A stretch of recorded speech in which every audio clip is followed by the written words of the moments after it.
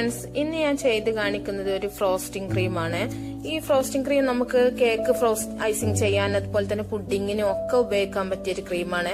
വളരെ ചെലവ് കുറഞ്ഞ രീതിയിൽ തന്നെ നമുക്ക് വീട്ടിൽ ചെയ്തെടുക്കാൻ പറ്റും. ഒരുപാട് പേർക്ക് ഇത് വിപ്പിംഗ് ക്രീം വാങ്ങണ ബുദ്ധിമുട്ടൊക്കെ പറയാറുണ്ട്. ഇതെങ്ങനെ ചെയ്യുന്നത് നോക്കാം. ഈ ഫ്രോസ്റ്റിംഗ് ക്രീം റെഡിയാക്കാൻ വേണ്ടി നമുക്ക് ആദ്യം തന്നെ ഒരു സോസ് പാൻ എടുക്കുക. സോസ് പാനോ അല്ലെങ്കിൽ പാനോ എന്തെങ്കിലും ഒരു പാത്രം എടുക്കുക. അത് കുറുക്കിയെടുക്കാൻ വേണ്ടിയിട്ടാണ്. ഇതിലേക്ക് നമ്മൾ ഫുൾ ഫാറ്റ് മിൽക്ക്, കൊഴുപ്പുള്ള പാൽ തന്നെ നിങ്ങൾ എടുക്കുക. അങ്ങനെ ആകുമ്പോഴാണ് മറ്റേ ലോ ഫാറ്റിന്റെ മിൽക്ക് എടുക്കരുത്, ഫുൾ ഫാറ്റ് മിൽക്ക് തന്നെ എടുക്കുക. ഇത് നമുക്ക് 2 കപ്പ് പാല് ഇതിലേക്ക് ഒഴിച്ചു കൊടുക്കാം. ഞാൻ 2 കപ്പ് പാലിലാണ് കാണിക്കുന്നത്. നമുക്കൊരു കേക്ക് ചെയ്യാനുള്ള ഒരു ക്രീം ഉണ്ടാവും ഇത് വെച്ചിട്ട് ചെയ്യുകയാണെങ്കിൽ. ഒരു കേക്ക് ഫ്രോസ്റ്റിംഗ് ചെയ്യാനുണ്ടാവും, ഒരു 2 ലെയർ 3 ലെയർ കേക്കൊക്കെ ചെയ്യാൻ അങ്ങനെ ആയാലും ഉണ്ടാവും ഈ ക്രീം. അപ്പൊ ഞാൻ 2 കപ്പ് പാലിലാണ് ചെയ്യുന്നത്. ഈ പാല് നമുക്കൊന്ന് മാറ്റി വെക്കാം. ഇനി നമുക്കൊരു ബൗൾ എടുക്കാം. ഇതിലേക്ക് ഒരു 3 ടേബിൾ സ്പൂൺ മൈദ ഇട്ടുകൊടുക്കുക.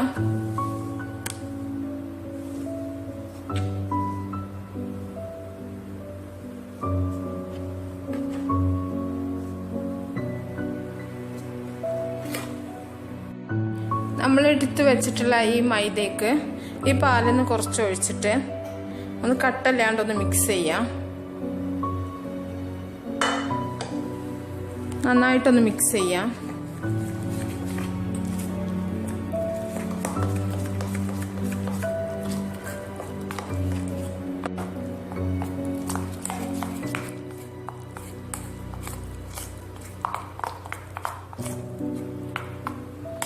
കട്ടല്ലാണ്ട് നന്നായിട്ടൊന്ന് ഇളക്കി മിക്സ് ചെയ്യാം.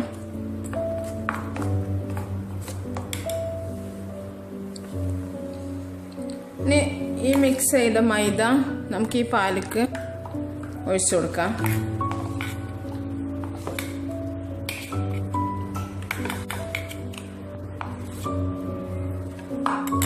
ഒഴിച്ചിട്ട് നന്നായിട്ടൊന്ന് മിക്സ് ചെയ്യാം.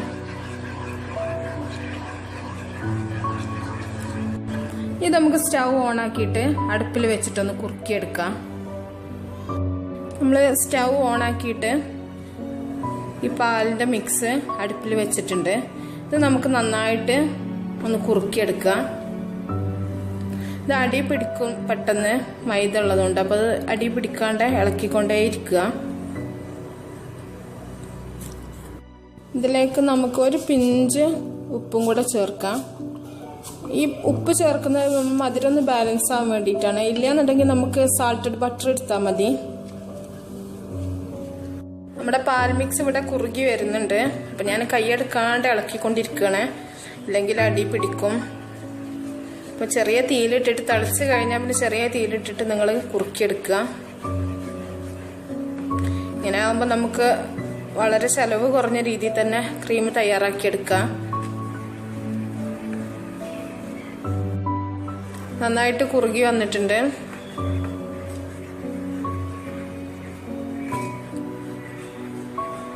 ഒരുപാട് അങ്ങോട്ട് കട്ടിയാക്കണ്ട. അപ്പൊ പിന്നെ കുറച്ചു നേരം നമ്മൾ തണുക്കാൻ വെക്കുന്ന ടൈമിലും പെട്ടെന്ന് നല്ലോണം കട്ടിയായി പോവും.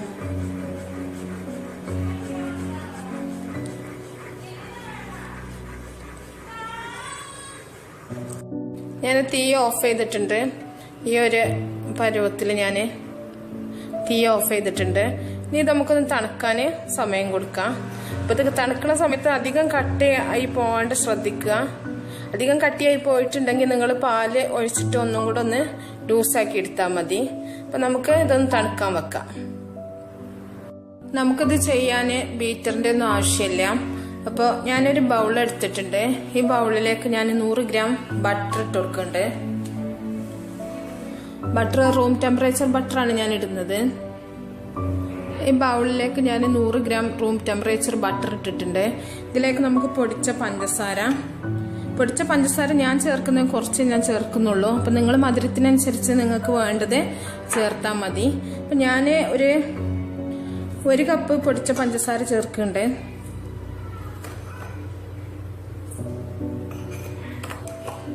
അപ്പൊ നിങ്ങളെ ഇത് ഒരു പാകമുള്ള മധുരം ഉണ്ടാവും. നല്ല മധുരം വേണ്ടവർക്ക് ഇതിൽ കൂട്ടി കൊടുക്കുക.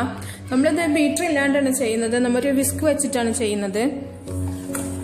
നന്നായിട്ട് നമുക്കിതൊന്ന് ക്രീമാക്കി എടുക്കാം. ഈ ബട്ടറും പഞ്ചസാരയും കൂടെ നമുക്ക് നന്നായിട്ടൊന്ന് മിക്സ് ചെയ്യാം.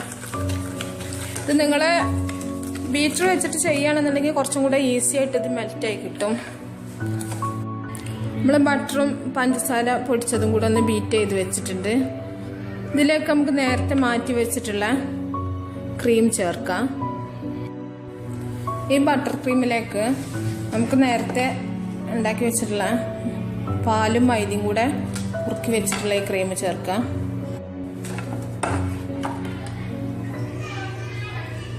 ഈ ക്രീമും കൂടെ ഇട്ടിട്ട് നമുക്ക് നന്നായിട്ടൊന്ന് ബീറ്റ് ചെയ്തെടുക്കാം.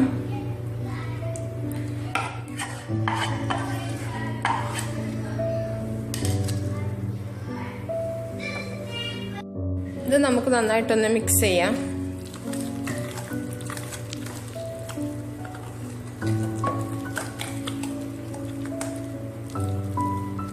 ഇതിലേക്ക് നിങ്ങൾക്ക് വാനിലന്റെ ഫ്ലേവർ ആണെങ്കിൽ വാനില എസൻസ് ചേർത്ത് കൊടുക്കുക ഈ സമയത്ത് തന്നെ. ചോക്ലേറ്റ് ആണെങ്കിൽ കൊക്കോ പൗഡറോ അല്ലെങ്കിൽ മെൽറ്റ് ചെയ്ത ചോക്ലേറ്റോ ചേർത്ത് കൊടുക്കുക. ഞാനിതിലേക്ക് ചേർക്കുന്നത് 1 ടീസ്പൂൺ ന്യൂട്ടല്ലയാണ്, 1 ടേബിൾ സ്പൂൺ. ഇത് നിങ്ങൾക്ക് എത്ര വേണ്ടെന്ന് വെച്ചാൽ അതിനനുസരിച്ച് ചേർത്താൽ മതി. ഇതും കൂടെ ചേർത്തിട്ട് നമുക്ക് നന്നായിട്ടൊന്ന് മിക്സ് ചെയ്ത് കൊടുക്കാം. നിങ്ങൾ മെൽറ്റ് ചെയ്ത് ചോക്ലേറ്റ് ചേർത്താൽ മതി, അല്ലെങ്കിൽ കൊക്കോ പൗഡർ ചേർത്താൽ മതി. ഞാൻ വേഗത്തിന് വേണ്ടിയിട്ട് ന്യൂട്ടല്ല 1 ടീസ്പൂൺ ചേർത്തതാണ്. ഞാനൊരു വാനില സ്പോഞ്ച് ഉണ്ടാക്കി വെച്ചിട്ടുണ്ട്, അപ്പോൾ അത് ഞാനത് നൈസിങ് ചെയ്ത് കാണിക്കാം. അല്ലെങ്കിൽ നിങ്ങൾക്ക് സംശയം ഉണ്ടാവും ഇത് സ്റ്റിഫ്നെസ് ഉണ്ടാവുമോ ഇല്ലേ എന്നൊക്കെ ഉള്ള. അപ്പം അതിന് വേണ്ടിയിട്ടാണ് ഞാനത് നേരത്തെ ഒരു സ്പോഞ്ച് ഉണ്ടാക്കി വെച്ചിട്ടുണ്ട്. ഇത് നമുക്കൊന്ന് ഫ്രിഡ്ജിൽ വെക്കുകയാണെങ്കിൽ കുറച്ചും കൂടെ ഇതായി കിട്ടും, കട്ടിയായി കിട്ടും. ബട്ടറൊക്കെ ഉള്ളതുകൊണ്ട് പെട്ടെന്ന് തിക്കായി കിട്ടും. അപ്പോൾ ഇത് ഫ്രിഡ്ജിൽ വെച്ചതിന് ശേഷം നിങ്ങൾ ഐസിങ് ചെയ്യാം. അപ്പോൾ ഞാൻ നേരത്തെ ഉണ്ടാക്കി വെച്ചിട്ട് കേക്ക് എങ്ങനെ ചെയ്യുന്നതെന്ന് കാണിക്കാം. ഒരു വാനില സ്പോഞ്ച് കേക്ക് ഉണ്ടാക്കി വെച്ചിട്ടുണ്ട്. 2 ലെയറായിട്ട് ഞാൻ കട്ട് ചെയ്ത് വെച്ചിട്ടുണ്ട്. ചെറിയ കേക്കാണ് ഉണ്ടാക്കി വെച്ചിട്ടുള്ളത്. ഇതിലാദ്യം നമുക്ക് ഷുഗർ സിറപ്പ് തേച്ച് കൊടുക്കാം. സാധാരണ കേക്കിന് നമ്മൾ ഐസിങ് ചെയ്യുന്നത് പോലെ തന്നെ. എത്ര കേക്ക് നനച്ചു കൊടുക്കണം അത്രയും കേക്ക് സോഫ്റ്റ് ആയിരിക്കും, ടേസ്റ്റി ആയിരിക്കും. ഇതിന്റെ മുകളിൽ നമുക്ക് ക്രീം തേച്ച് കൊടുക്കാം. ഇനി നമുക്ക് അടുത്ത ലെയർ വെച്ച് കൊടുക്കാം. അതിന്റെ മുകളിൽ ഷുഗർ സിറപ്പ് തേച്ച് കൊടുക്കുക. ഈ ക്രീം വെച്ചിട്ട് നമുക്ക് ഈ കേക്ക് മൊത്തമായിട്ടൊന്ന് കവർ ചെയ്തെടുക്കാം. നമ്മൾ ഉണ്ടാക്കിയ ക്രീം വെച്ചിട്ട് ഞാൻ ഈ കേക്ക് ഡെക്കറേഷൻ ചെയ്തെടുത്തിട്ടുണ്ട്.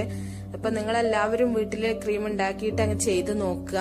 എന്നിട്ട് നിങ്ങൾ ഉണ്ടാക്കി നിങ്ങളുടെ കമന്റ്സ് ഒക്കെ അറിയിക്കുക. അതുപോലെ നിങ്ങൾക്ക് എന്റെ വീഡിയോസ് ഒക്കെ ഇഷ്ടമാണെങ്കിൽ ചാനൽ സബ്സ്ക്രൈബ് ചെയ്യുക, ലൈക്ക് ചെയ്യുക, അതുപോലെ തന്നെ ഷെയർ ചെയ്യുക. അപ്പൊ നല്ലൊരു റെസിപ്പിയുമായിട്ട് അടുത്തൊരു വീഡിയോയിൽ നമുക്ക് കാണാം.